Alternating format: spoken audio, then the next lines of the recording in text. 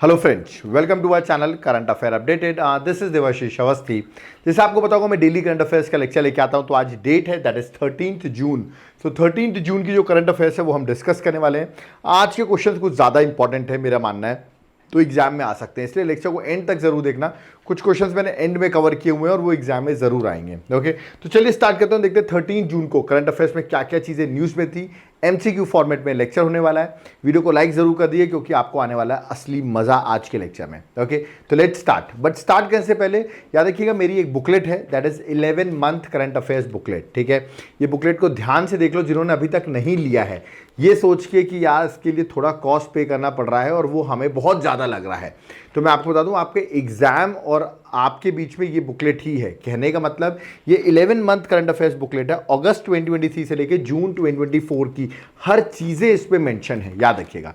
तो अगर आपको एग्जाम क्वालिफाई करना है और आप चाहते हैं कि करंट अफेयर्स जो कि बहुत इंपॉर्टेंट रोल प्ले करता है, अगर उसको आपको पुरानी करंट अफेयर्स को एक जगह से पढ़ना है जहाँ पर हर चीज़ें इंपॉर्टेंट चीज़ें पॉइंट वाइज मेंशन हो, तो वो है ये बुकलेट। ओके, इस बुकलेट को ऑर्डर करने के लिए नीचे मेरा व्हाट्सएप नंबर दिया हुआ है, उस पर पिंग करो और इस बुकलेट को ऑर्डर कर लो। याद रखिएगा आपको थोड़ा सा कॉस्ट पे करना पड़ेगा, बट आपका कॉस्ट जो भी आप पे करोगे वो वर्दी निकलेगा, क्योंकि जब आपका एग्जाम क्रैक हो जाएगा तब आपको इससे कॉस्ट का कोई फर्क नहीं पड़ेगा। ओके, सॉफ्ट कॉपी के फॉर्म में मैं आपको प्रोवाइड करूंगा, आप इजीली जाके किसी भी शॉप से इसको प्रिंट आउट करा सकते हैं इस करंट अफेयर्स की बुकलेट को। ओके, इसके साथ साथ इसमें आपको कॉस्ट के और बेनिफिट मिल जाए, मैं आपको अदर एडवांटेजेस भी दूंगा, जैसे कि आगे की भी जो करंट अफेयर्स आएगी, जैसे अभी मेरी एक 6 मंथली करंट अफेयर्स भी आने वाली है, विद इन 4 to 5 डेज वो बुकलेट भी आपको मिलेगी।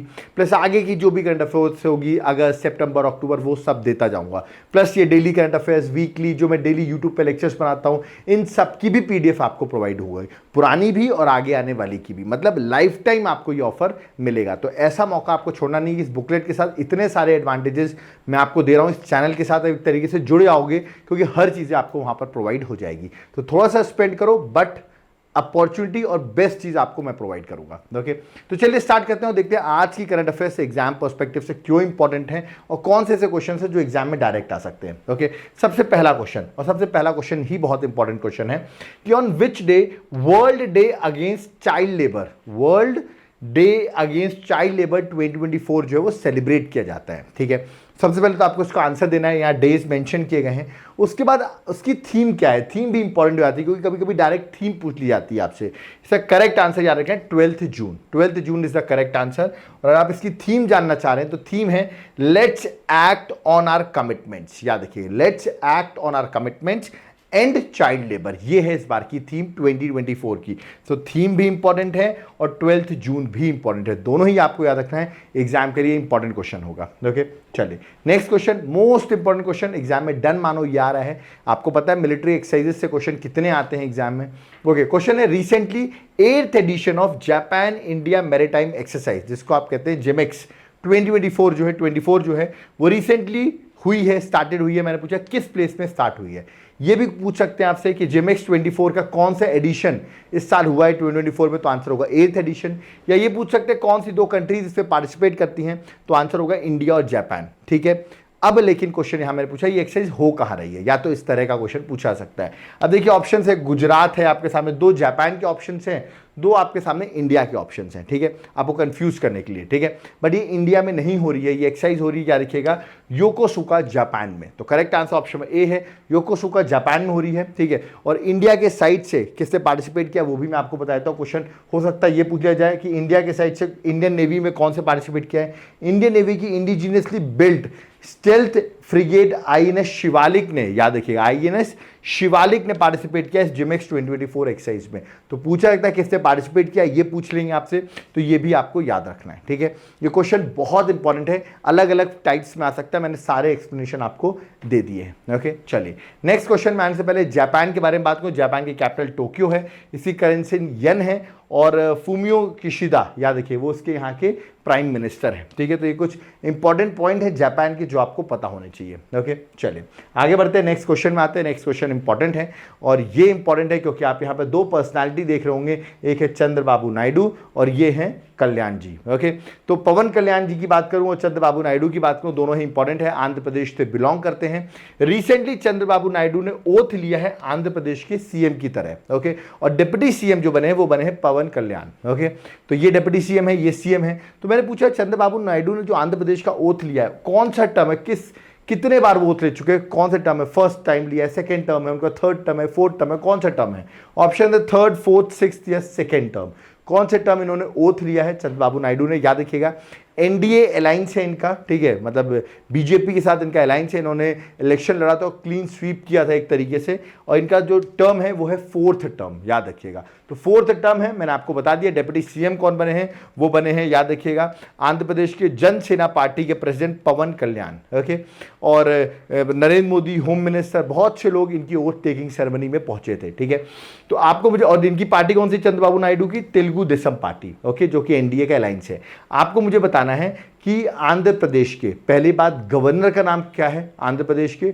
दूसरा, आंध्र प्रदेश में विधानसभा, दैट इज लेजिस्लेटिव असेंबली में टोटल सीट्स कितनी है? लेजिस्लेटिव असेंबली में टोटल सीट्स कितनी है ये बताएंगे। और आंध्र प्रदेश के गवर्नर कौन है ये आप मुझे कमेंट बॉक्स में मेंशन करके बताएंगे। ओके, चलिए नेक्स्ट क्वेश्चन में आते हैं। क्वेश्चन नंबर 4 वर्ल्ड बैंक की मैं बात करता हूं। वर्ल्ड बैंक ने रिवाइज किया है इंडिया का फाइनेंशियल ईयर 25 का ग्रोथ फोरकास्ट अपवर्ड।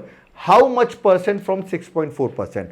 अर्लियर उन्होंने 6.4% ग्रोथ रेट, याद रखिएगा, प्रोजेक्ट किया था, अब उसको बढ़ा दिया उन्होंने, और कितना एस्टिमेट किया वर्ल्ड बैंक ने? क्वेश्चन ये पूछा गया है। ऑप्शंस आपके सामने हैं, ठीक है, इसका करेक्ट आंसर आपको याद रखना है। 6.4% पहले था, अब जो उन्होंने एस्टिमेट किया that is option number D, 6.6%। क्या आंसर है? दैट इज 6.6%, आपको ये याद रखना है। ठीक है, चलिए मुझे बताइए, वर्ल्ड बैंक के जो हेड हैं, जिसको आप प्रेसिडेंट कह सकते हो वर्ल्ड बैंक का, वर्ल्ड बैंक के प्रेसिडेंट कौन है ये आप मुझे कमेंट बॉक्स में बताओ। इंडियन ओरिजिन है, बहुत फेमस है वर्ल्ड बैंक के प्रेसिडेंट, आप मुझे कमेंट बॉक्स में मेंशन करके बताइए। ओके, चलिए नेक्स्ट क्वेश्चन में आते हैं, दैट इज क्वेश्चन नंबर 5। और 5th क्वेश्चन बड़ा इंपॉर्टेंट हो जाता है क्योंकि आप देख रहे हैं AIM। ठीक है, अगर मैं AIM की बात करूं तो that is Atal innovation mission. ठीक है, उसके साथ साथ आप यहां पे देख रहे होंगे दैट इज ICDK लिखा हुआ है, ये भी याद रखना आपको, ICDK लिखा हुआ है, that is Atal innovation mission, ICDK water challenge 4.0। Okay, recently news में आया है, तो मैंने पूछा ये इनिशिएटिव किस ऑर्गेनाइजेशन का ये इनिशिएटिव है। ठीक है, तो ये अब आपके लिए इंपॉर्टेंट हो जाता है कि ये इनिशिएटिव किस ऑर्गेनाइजेशन का है, और आप यहाँ पर कंफ्यूज भी हो सकते हैं कि किसका है। मैं आपको अटल इनोवेशन का फुल फॉर्म बता दिया मैंने, और ICDK का फुल फॉर्म जो है वो आपको लिख लेना है क्योंकि एग्जाम के लिए वो भी आपके लिए इंपॉर्टेंट होगा। इनोवेशन सेंटर डेनमार्क, याद रखिएगा, इनोवेशन सेंटर डेनमार्क जो है वो इसका फुल फॉर्म है, और डेनमार्क के साथ कोलैब किया है अटल इनोवेशन मिशन ने, और इनका काम किया वाटर चैलेंज 4.0। तो अब मैंने पूछा किस ऑर्गेनाइजेशन ने स्टार्ट किया है, मैं आपको इसका एम भी बताऊंगा, इसका एम क्या है।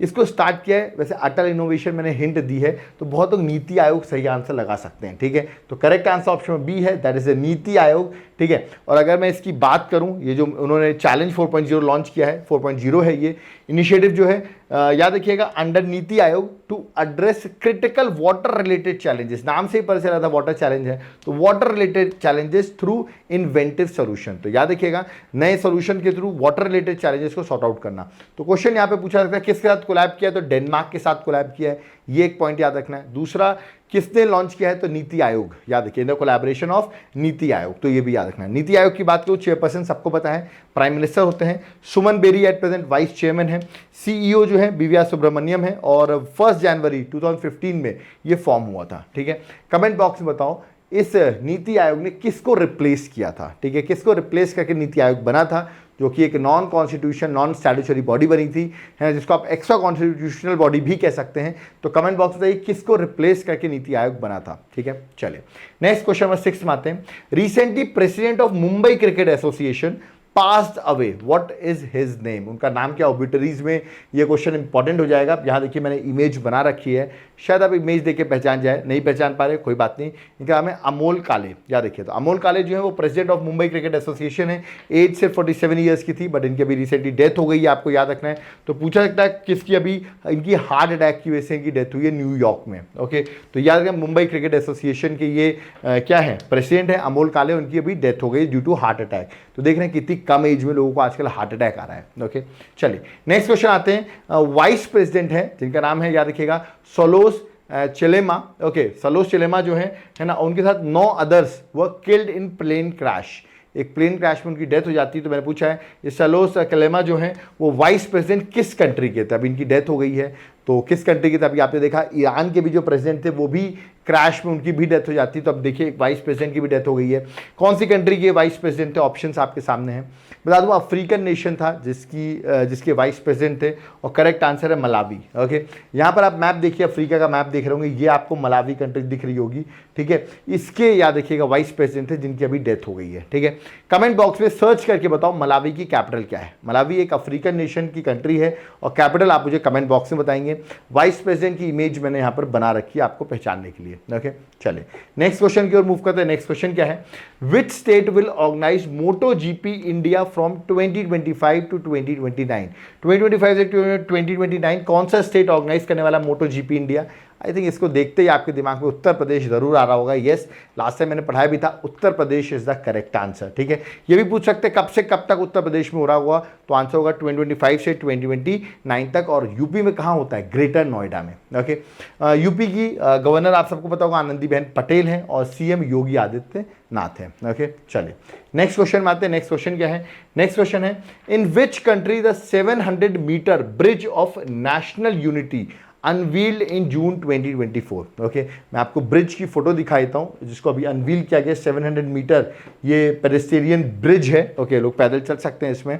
ओके, तो कहाँ अनवील किया गया है, ऑप्शंस आपके सामने। आपको लोग सोचोगे सर इंडिया ही होगा आंसर, इंडिया इसका आंसर नहीं है, याद रखिएगा सर करेक्ट आंसर है हंगरी। ओके, तो correct answer that is option number D, Hungary. Okay, और याद रखिएगा ब्रिज ऑफ नेशनल यूनिटी जो है वो इसका नाम है, 700 मीटर का है और ये हंगरी में अभी रिसेंटली ही लॉन्च किया गया है। ओके, चलिए नेक्स्ट क्वेश्चन में आते हैं। उससे पहले हंगरी, आपको पता हो कि हंगरी जो है, हंगरी यूरोप की कंट्री है जिसका कैपिटल जो है दैट इज बुदापेस्ट जो है वो इसकी कैपिटल है। आप यहाँ पर देख सकते हैं, ये मैंने यूरोप का मैप भी बना रखा है। ये हंगरी है, स्लोवाकिया उसके ऊपर है, ऑस्ट्रिया जो है वो उसके नीचे आपको दिख रही होगी। ओके, चलिए आगे बढ़ते हैं, नेक्स्ट क्वेश्चन की ओर मूव करते हैं। नेक्स्ट क्वेश्चन क्या है, which organisation recently won the best conduct of business regulator award. क्या बात है, सबसे अच्छा रेगुलेटर कर रहा है, किसको ये अवार्ड दिया गया है। ऑप्शंस आपके सामने, इसरो को नहीं मिला है, चिंता मत करो, ये अवार्ड दिया गया है, मैं आपको इमेज दिखाई दूं पहचान जाओगे, security exchange board of India that is SEBI को ये अवार्ड मिला है। याद रखिएगा that is best conduct for business regulator award.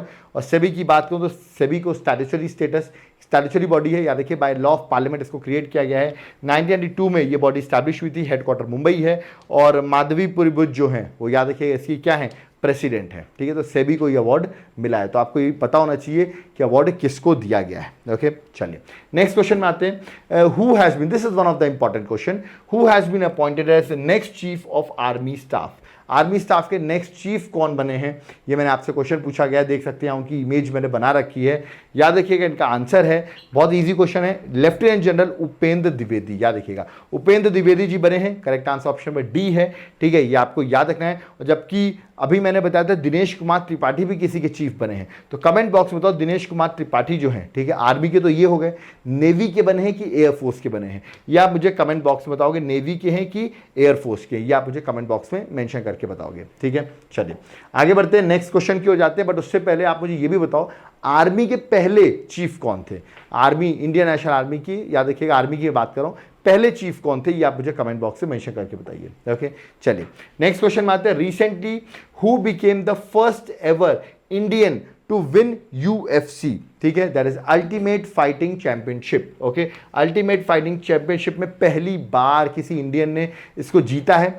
Options आपके सामने, किसने जीता है, साक्षी मलिक नहीं, बजरंग पुनिया, ये सब ऐसे ही मैंने ऑप्शन दिए। करेक्ट आंसर है पूजा तोमर। ये पूजा तोमर उत्तर प्रदेश से बिलोंग करती हैं और फर्स्ट इंडियन बन गई हैं जिन्होंने यूएफसी को जीत लिया है। That is why it is very important, मैंने बता ही दिया फाइटिंग चैंपियनशिप है। ठीक है, ये आपको याद रखना, ब्राजीलियन को उन्होंने हराया है और उन्होंने फाइनल जीत लिया है। ओके, चलिए नेक्स्ट क्वेश्चन में आते हैं। नेक्स्ट क्वेश्चन है which country will host 2025 hockey mains junior world cup. कौन सी कंट्री होस्ट करने वाली है, इंटरेस्टिंग क्वेश्चन है, चिंता मत करो, इस बार का आंसर नेपाल या बांग्लादेश नहीं, इस बार का आंसर इंडिया ही है। तो याद रखिए वर्ल्ड कप जब इंडिया होस्ट करती है तो एग्जाम्पल इंपॉर्टेंट हो जाता है, इंडिया इसे होस्ट करेगी। ठीक है, कमेंट बॉक्स में तो हॉकी के जो प्रेसिडेंट है, इंडियन हॉकी प्रेसिडेंट का नाम क्या है, इंडियन हॉकी प्रेसिडेंट का नाम आप मुझे कमेंट बॉक्स में मेंशन करके बताएंगे। ओके, तो ये थे आज के क्वेश्चंस। आई थिंक आपको क्वेश्चंस अच्छे लगे होंगे। मैंने सारे क्वेश्चंस जो है वो कवर किए। ओके, एग्जाम पर्सपेक्टिव से जो चीज़ें थी सारी मैं एक लेक्चर में कवर कर देता हूँ, और डेली बेसिस में प्रैक्टिस करने से आपको चीज़ें भी याद होती होंगी। याद रखिएगा, मैं फिर से बता दूँ, आप थोड़ा सा अगर अपने पे स्पेंड करेंगे, अपने ऊपर इन्वेस्टमेंट करेंगे, तो आपको रिजल्ट्स बहुत अच्छे मिलेंगे। इस बुकलेट को आप जरूर लें, नीचे व्हाट्सएप नंबर दिया हुआ है। वेस्ट मत करो अपना टाइम। याद रखिएगा, कम टाइम पे आप प्रिपरेशन कर सकते हैं इस बुकलेट के साथ। सिर्फ ये बुकलेट नहीं, आपको आगे की भी करंट अफेयर्स मिली। It's life time. ओके, कहने वाला आप एग्जाम कभी भी दो, आपको हम तब तक देते रहेंगे करंट अफेयर्स जब तक आपका मन ना करे, मतलब कहने वाले जब तक आप सेलेक्ट ना हो जाए तो आपको सारी करंट अफेयर्स मिलती रहेगी।